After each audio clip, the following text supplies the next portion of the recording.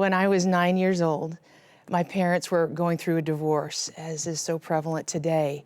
And at 9 years of age, you know, your dad, he wears a cape and he flies, and he's your superhero, and your mom is the most beautiful woman in the world, and you want to grow up and look just like her. And I remember a little bit earlier than that, I used to look at my dad and say, someday I'm gonna marry you.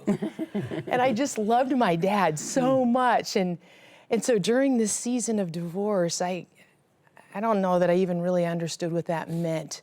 And I remember my dad's friend coming to my little school and picking me up and picking up I have two older sisters, and we drove this distance out to my grandparents' house, and no one spoke, no one.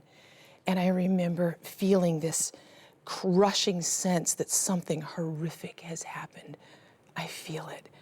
And driving down, and all these cars parked everywhere, and you could just feel the grief coming out of the house. And even as a child, I remember just thinking, I don't want to go in there. Don't make me go in. Don't make me go. And just being grabbed by my shoulders and just pushed in the door. And there was this woman who I recognized, and she was trying to hug me and comfort me.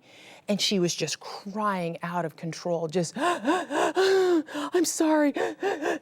And she just could hardly speak. And she just kept saying, I'm sorry, I'm sorry, I'm so sorry. Your dad's just murdered your mother and he's killed himself. I'm sorry.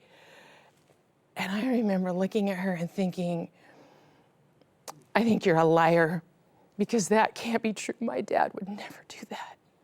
I think you're a liar.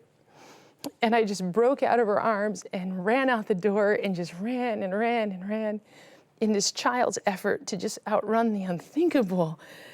And I was running through an orchard that had just been plowed, and I remember just falling down in the dirt and just screaming and screaming and just grabbing handfuls of dirt in this little girl's effort to hold on to her parents. And just screaming, Jesus, help me. Will you help me now? I need you. I think at that time in my life, I'd been to church twice. And Jesus was some guy hanging on a cross on a wall somewhere. And yet intuitively, when our life is being crushed, God has made it within every man to turn to him.